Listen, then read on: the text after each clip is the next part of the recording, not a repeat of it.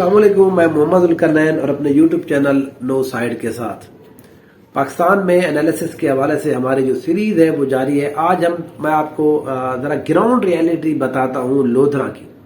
लोधरा पूरे जिला की हम बात करते हैं कि वहाँ पर क्या क्या चीज़ें हो रही हैं और किस को वहाँ पर फ़ायदा हो रहा है। अगर आप मेरे यूट्यूब चैनल के ऊपर नए हैं तो वो कीजिए, सब्सक्राइब कर दिए और लाइक ज़रूर कीजिए।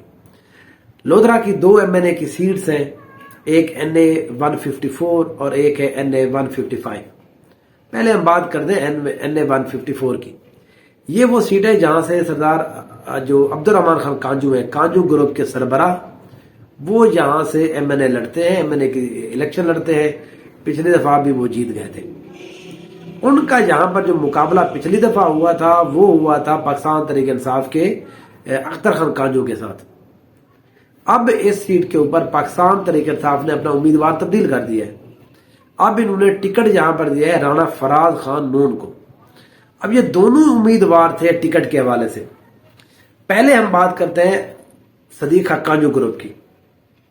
सदीक खां कांजू ग्रुप बहुत अरसे से यहां पर सियासत कर रहा है और एक कामयाब सियासत। उनका पूरा का पूरा पैनल, यहाँ की जितनी 5 MPA की सीट्स हैं, 2 MNA की सीट्स हैं, हर सीट के ऊपर जो है वो अपना एक कोई ना कोई बंदा यहाँ पर जरूर पुट करते हैं।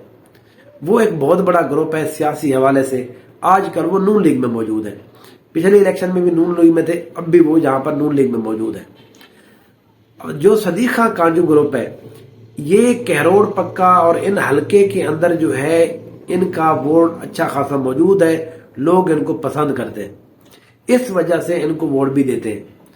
अब्दुर्रहमान खान कांजू जो है ये प्योरली लोकल सियासत करते हैं। ये नेशनल पॉलिटिक्स के ऊपर ज्यादा मशहूर भी नहीं है, ज्यादा आते भी नहीं है, टीवी के ऊपर भी नहीं आते, क्योंकि इनको पता है जो सियासत है वो लोकल ही है। तो हर बंदा जो है वो नेशनल लेवल की, इंटरनेशनल लेवल की पॉलिटिक्स को नहीं करता। ये इसलिए लोकल पॉलिटिक्स को ज्यादा अहमियत देते हैं, इसलिए ये हर वक्त इलाके के अंदर मौजूद भी रहते हैं। और पिछली दफा अगर हम बात करें, पिछली दफा यहाँ पर पाकिस्तान तहरीक इंसाफ के कैंडिडेट अख्तर खान कांजू ने इनके साथ अच्छा खासा मुकाबला किया था। अब भी एक्सपेक्ट यही किया जा रहा था कि शायद जो है अख्तर खान कांजू को यहाँ पर टिकट मिल जाएगी, लेकिन वो आखिरी मौके के ऊपर जो है अख्तर खान कांजू को टिकट नहीं मिली। अब यहाँ पर जो कांजू खानदान है वो एक MPA के यहाँ पर पाकिस्तान तहरीक इंसाफ की तरफ से उम्मीदवार थे। टिकट तो खैर नहीं मिला था उनको, वो उम्मीदवार थे, वो दोबारा से कांजू ग्रुप में के अंदर शामिल हो गए हैं। लेकिन जो फराज खान नून है, ये पाकिस्तान तहरीक इंसाफ के साथ भी बड़े अरसे से मौजूद है। उनको ये टिकट जो है पाकिस्तान तहरीक इंसाफ ने, मेरा ये ख्याल है कि एक बेहतर स्ट्रेटेजी के तहत दिया है। यहाँ पर अख्तर खान कांजू उनकी हिमायत करेंगे और बिल्कुल मुकम्मल और फुल सपोर्ट करेंगे।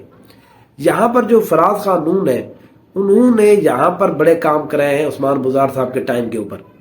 वो पाकिस्तान तहरीक इंसाफ के साथ इन्वॉल्व भी रहे हैं, यहाँ पर वो प्रोजेक्ट्स भी लेकर आए हैं, छोटे मोटे जो काम शाम है वो भी ये कराते रहे हैं। वो पाकिस्तान तहरीक इंसाफ की तंजीम को भी देखते रहे हैं। तो इसलिए राणा फराज खान नून जो है, मैं ये समझता हूँ कि इस सीट के ऊपर अख्तर खान कांजू के मुकाबले में एक बेहतर कैंडिडेट है। अख्तर खान कांजू का वही एक वोट बैंक है जो पिछले 2 से 3 इलेक्शन में मुसलसल एक जगह आके स्टक हो गया है। वो मल्टीप्लाई, वो आगे नहीं बढ़ रहा। तो पाकिस्तान तहरीक इंसाफ ने इसलिए यहाँ पर कैंडिडेट को तब्दील करके ये सोचा है कि इसको थोड़ा तब्दील करके देखते हैं कि आखिर यहाँ पर क्या मसला हो रहा है कि हमारा कैंडिडेट जो है वो 8-10 हज़ार, 5 हज़ार, 20 हज़ार वोट से क्यों हार जाता है, ये आगे क्यों नहीं बढ़ रहा है इससे। तो इसलिए राणा फराज नून को यहाँ पर MNA का टिकट जारी करने का ये मकसद यही है कि यहाँ पर असल टेस्ट किया जाए, क्या यहाँ पर कैंडिडेट के अंदर मसला चल रहा है या यहाँ पर जो मसला है वो चल रहा है Pakistan Tehreek Insaf as a party के अंदर। तो मेरा अपना ये ख्याल है कि पाकिस्तान तहरीक इंसाफ पार्टियां जो है उनके वोट इतना ही होते हैं, 35 से 40 हज़ार हर सीट के ऊपर कम अज कम पाकिस्तान तहरीक इंसाफ का मौजूद है। तो राणा फराज खान नून या अख्तर खान कांजू को आगे से भी 50 से 60 हज़ार वोट लेने हैं, तो वो अख्तर खान कांजू नहीं ले पा रहे थे, इसलिए पाकिस्तान तहरीक इंसाफ ने उनको यहाँ पर टिकट जारी किया है। यहाँ पर अभी तक के मुताबिक जो है वो अब्दुर्रहमान खान कांजू बेहतर है, लेकिन यहाँ पर मुख्तलिफ छोटी छोटी बिरादरियां जो है राणा फराज खान नून की हिमायत कर रही हैं। राणा फराज नून को यहाँ पर एक अच्छी तरह से वेलकम किया जा रहा है। وہ جتنے بھی دیہاتوں میں جا رہے ہیں، وہ مارکیٹ کمیٹی کی ہم بات کریں، ان کی بات کریں، یہاں پر جو چھوٹے چھوٹے یونین کونسل ہیں ہم ان کی بات کریں، نوجوان طبقہ ان کے ساتھ جڑ رہا ہے، کیونکہ اختر خان کانجو جو ہے وہ ایک جس کو کہتے ہیں تھوڑا سردار ٹائپ ہے، وہ علیحدہ سے ہیں۔ یہ رانا فراز خان نون جو ہے وہ تھوڑا سا ان سے نیچے آ جاتے ہیں اکنامیکلی بھی، ہر حوالے سے، تو اس لیے یہاں پر جو ینگ بندے ہیں وہ اب اس کو ان کے ساتھ انگیج بھی ہو رہے ہیں، وہ ان کی کمپین بھی سوشل میڈیا کے اوپر دھڑا دھڑ جاری ہے، آپ اگر سوشل میڈیا کو چیک کریں تو اس لیے میں یہ سمجھتا ہوں کہ اس سیٹ کے اوپر رانا فراز خان نون جو ہے وہ ایک بہتر کینڈیڈیٹ ثابت ہوں گے عبد الرحمان خان کانجو کے مقابلے کے اندر۔ ابھی تک پھر بھی یہاں پر عبد الرحمان خان کانجو جو ہے ایک بہتر کینڈیڈیٹ ہے۔ دوسری جو سیٹ ہے اس کی اگر ہم بات کریں، وہاں پر 3 کینڈیڈیٹ ہیں اور ان تینوں کے درمیان مقابلہ بہت سخت ہے۔ پہلا کینڈیڈیٹ ہے جی صدیق خان کانجو یا عبد الرحمان خان کانجو گروپ کے صدیق خان بلوچ۔ اب صدیق خان بلوچ جو ہے یہ 2013 میں جیتے تھے، جہانگیر ترین ان کے خلاف کورٹ میں چلے گئے تھے، پھر ان کے خلاف فیصلہ آیا تھا، یہاں پر جہانگیر ترین پھر اٹھے تھے، وہ پھر ہار گئے تھے، لیکن جہاں پر صدیق خان بلوچ جو ہے وہ دھڑے کی اصل سیاست کرتے ہیں، وہ جس کو کہتے ہیں بہت عام بندہ بن کر رہتے ہیں، جمشید دستی آپ اس کو کہہ سکتے ہیں لودھرا کا، وہ کیونکہ عام بندے کے اندر ہر وقت لیتے ہیں، فقیرانہ زندگی ٹائپ وہ گزارتے ہیں، یہ ہے نہیں، وہ ان کی اپنی ایک سیاست و عبارت اس انداز میں کرتے ہیں، لوگوں کے ساتھ رہتے ہیں، وہ منسٹر بھی نہیں بنتے، وہ اپنی پارٹی کو پہلے کہتے ہیں کہ مجھے منسٹری نہیں چاہیے لیکن مجھے فنڈز چاہیے یہاں پر لوگوں کے کام کرنے کے، تو اس لیے صدیق خان بلوچ جو ہوتے ہیں یہ ہر دفعہ بائی ڈیفالٹ ایک بہتر کینڈیڈیٹ ہے مسلم نون کے لیے۔ یہاں پر مسئلہ پہلے یہ تھا کہ شاید جہانگیر ترین کے حق کے اندر یہ بیٹھ جائیں گے اور نون لیگ یہاں پر شاید ٹکٹ نہیں جاری کرے گی، لیکن جہاں پر صدیق خان بلوچ اور عبد الرحمان خان بلوچ نے ایک سخت اور شدید رد عمل دیا پارٹی کو، جس کی وجہ سے آئی پی پی کے ساتھ یہاں پر علاق نہیں ہوا۔ یہاں پر صدیق خان بلوچ کو ایم این اے سیٹ بھی ملی ہے اور ایم پی اے کی سیٹ بھی ملی ہے، جہاں پر ان کے بیٹے میرے خیال میں عمیر صدیق جو ہے وہ اس دفعہ الیکشن لڑ رہے ہیں۔ تو یہاں پر اس کا مطلب یہ ہے کہ صدیق خان بلوچ کو مسلم لیگ نون نے پوری طرح سے سپورٹ کر رہی ہے۔ اب اگر ہم بات کر رہے ہیں جہانگیر ترین کی، جہانگیر ترین کا جو پرانا حلقہ ہے، 13 میں لڑے ہار گئے، 15 میں لڑے ہار گئے، 18 میں وہ یہاں پر تھے نہیں، خود الیکشن جو ہے وہ انہوں نے نہیں لڑا تھا، وہ لڑ نہیں سکتے تھے، وہ نااہل ہو چکے تھے، انہوں نے یہاں پر کینڈیڈیٹ جو ہے پٹ کیا تھا پاکستان تحریک صاحب نے میاں شفیق ارئی۔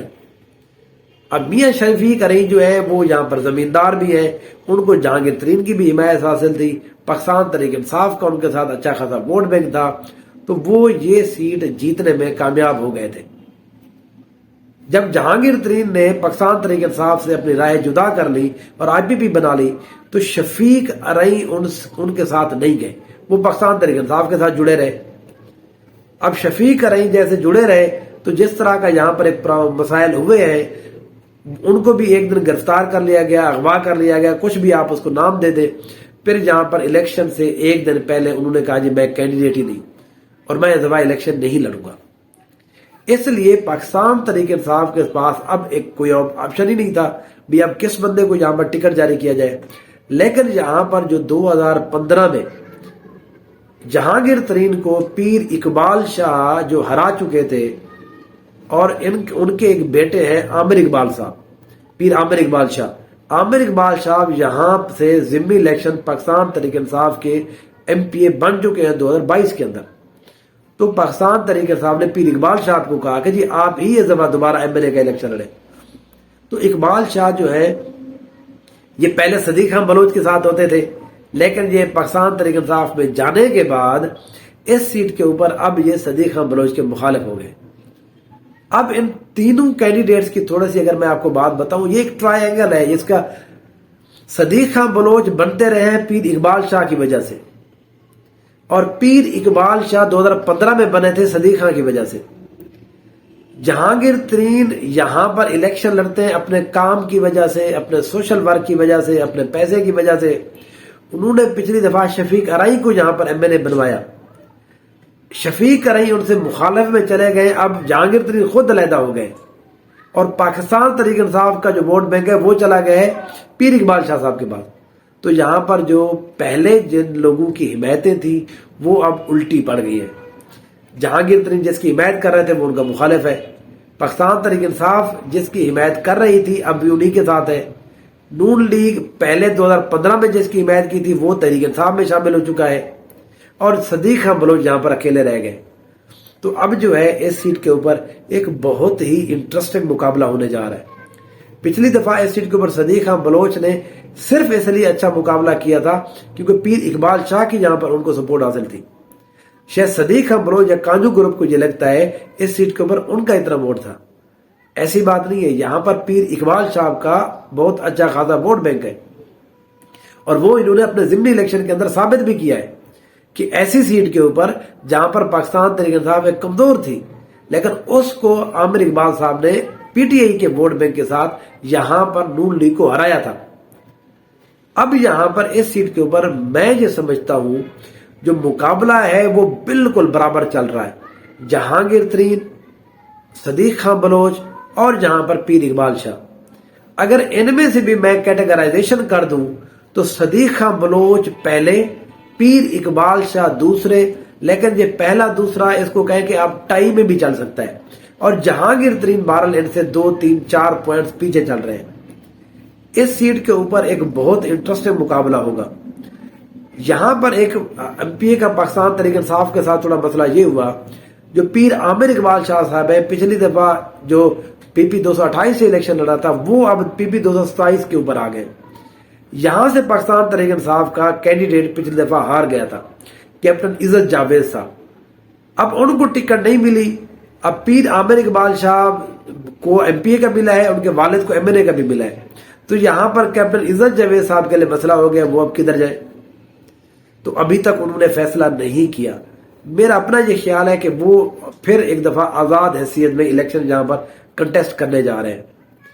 دوسری سائیڈ کے اوپر اگر ایم این اے کی بات کریں میاں شفیق رائے تو میاں شفیق کی رائے بہت جلد پاکستان تحریک انصاف کے ساتھ الحاق کرنے جا رہے ہیں. ان کی ذاتی دشمنی اب بن چکی ہے جہانگیر ترین کے ساتھ.